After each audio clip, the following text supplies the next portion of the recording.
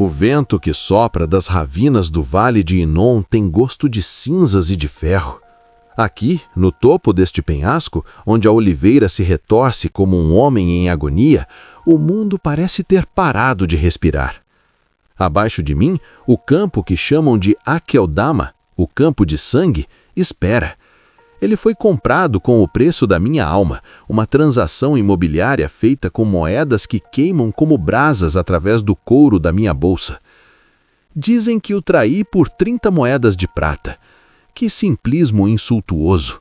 Como se um homem que abandonou família, posses e segurança para seguir um rabi galileu por 3 anos pudesse de repente ser seduzido pelo valor de um escravo comum. Não. A prata foi apenas o ponto final de uma frase escrita com desilusão, fúria política e um amor tão distorcido que se tornou veneno. Para entender por que fiz o que fiz, é preciso entender o ar que respirávamos. A Judéia não era um cenário de escola dominical, era uma panela de pressão. O calcanhar de Roma estava cravado em nosso pescoço. Eu venho de Quiriote, uma terra de homens práticos, e eu via a economia da opressão todos os dias. Lembro-me de quando ele me chamou. Eu estava observando a coleta de impostos em uma aldeia perto do mar da Galileia. Vi um velho ser espancado por um centurião porque não tinha um denário para o tributo do imperador. A dívida era o chicote de Roma. O sistema econômico era uma máquina de moer gente pobre para sustentar os mármores de Tibério e o luxo decadente de Herodes. E então surgiu Jesus. Ele não falava como os fariseus, que se escondiam em tecnicismos da lei enquanto o povo passava fome. Ele falava de um reino. Para os outros discípulos, pescadores ingênuos como Simão ou sonhadores como João, esse reino era algo etéreo, cheio de luz e cânticos. Mas para mim, Judas, o homem que sabia ler registros e entender o fluxo do poder, o reino de Deus era uma promessa política. Era a derrubada do regime romano, era a restauração da soberania de Israel, era o fim da pobreza sistérica. Quando ele me disse, segue-me, eu não segui um santo, segui um revolucionário. Eu vi nele o Messias de fogo, aquele que o profeta Isaías prometera, o que quebraria o jugo do opressor. Foi nomeado tesoureiro do grupo, uma ironia amarga. Enquanto os outros se perdiam em êxtases espirituais após os milagres, era eu quem contava as poucas moedas que tínhamos para comprar pão. Eu via a fome das multidões que o seguiam. Minha angústia começou a crescer conforme os meses passavam. Jesus tinha o poder de um exército nas mãos. Ele multiplicava pães. Imagine o que isso significaria para um exército em marcha. Ele curava feridos. Teríamos soldados imortais. Ele tinha a voz que incendiava as massas. A Judeia estava pronta. O cenário social era uma mecha seca esperando uma faísca. O povo queria um rei. Eles tentaram coroá-lo à força na Galileia, e o que ele fez? Fugiu para o monte para rezar. Ali, o primeiro nó de dúvida apertou minha garganta. Mestre, eu costumava dizer, tentando ser a voz da razão política, o povo sofre. Os romanos estão reforçando a guarnição em Jerusalém. Se agirmos agora, durante a Páscoa, teremos o apoio de todos. Ele me olhava com aqueles olhos que pareciam ver através dos séculos e não apenas para a urgência do agora. Meu reino não é deste mundo, Judas, ele respondia.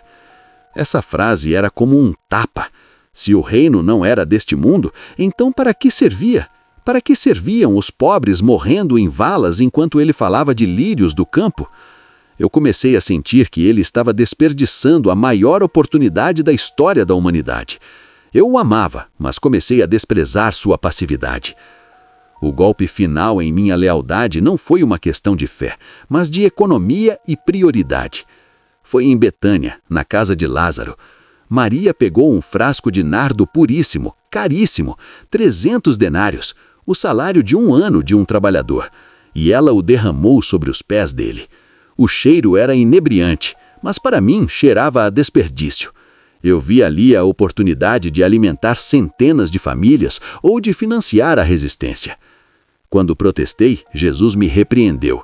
Os pobres vós sempre os tereis convosco. Naquele momento, algo quebrou dentro de mim. O Messias que eu queria não diria isso. O meu Messias deveria acabar com a pobreza, não aceitá-la como uma constante enquanto recebia mimos de luxo. Fui aos sumos sacerdotes não por ganância. As 30 moedas foram um insulto que aceitei para manter as aparências da transação. Minha intenção era muito mais sombria e ambiciosa. Eu queria forçar a mão de Deus. Eu acreditava que se Jesus fosse colocado contra a parede, se ele sentisse o frio das espadas no pescoço, seu instinto de Messias finalmente despertaria. Eu pensava, ele é Deus, ou pelo menos o seu escolhido. Ele não vai se deixar matar. Quando os guardas chegarem, ele será forçado a invocar as legiões celestiais. Ele destruirá o templo corrupto e o palácio de Pilatos em um só golpe. Eu serei aquele que precipitou a glória.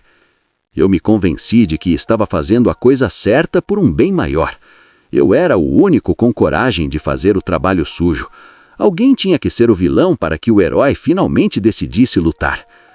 Naquela noite em Getsemane, o suor dele era como sangue. Eu me aproximei. O ar estava pesado, carregado com a eletricidade da tempestade que eu mesmo invoquei. "Salve, mestre", eu disse e o beijei. O toque da minha pele na dele foi como tocar em gelo e fogo ao mesmo tempo. Ele me olhou e não havia surpresa em seus olhos, apenas uma tristeza imensa. Judas, com um beijo, traz o Filho do Homem? Naquela pergunta, eu soube que tinha errado os cálculos. Passei a noite nas sombras, seguindo a escolta. Eu esperava o milagre. A cada chicotada que Pilatos ordenava, eu dizia a mim mesmo, agora, ele vai reagir agora.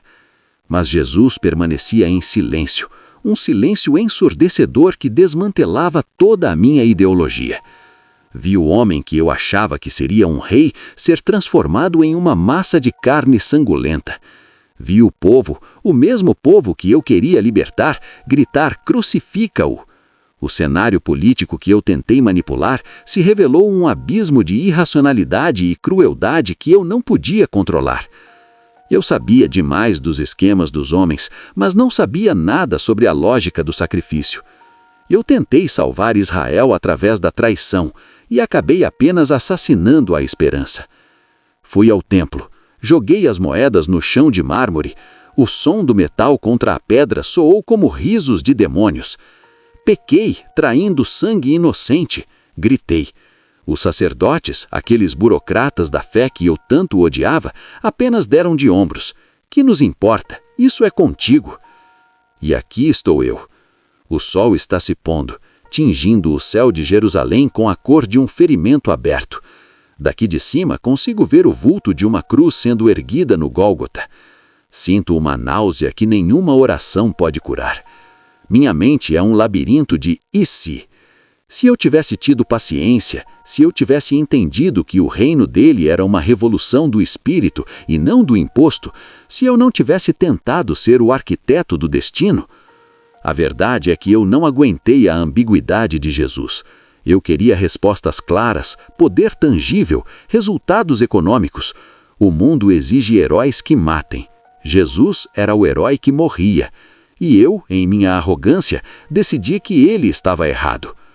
Minhas mãos tremem enquanto ajusto a corda no galho da tamara. Este é o meu último ato político. Se não pude dar a ele o trono, darei a mim mesmo a forca. Sinto um vazio absoluto. Não há ódio dele em mim, apenas um horror devastador de quem eu me tornei. Eu sou Judas, o homem que sabia demais para ser simples e que amou demais o mundo para entender o céu. O nó se aperta. Meus pés perdem o contato com a terra de Judeia que eu tanto quis salvar. Enquanto o ar me escapa, a última imagem que vejo não é a prata, nem Roma, nem o templo. É o rosto dele na ceia, oferecendo-me o pão molhado no vinho, sabendo o que eu faria e ainda assim me chamando de amigo. O escuro chega e, finalmente, o silêncio.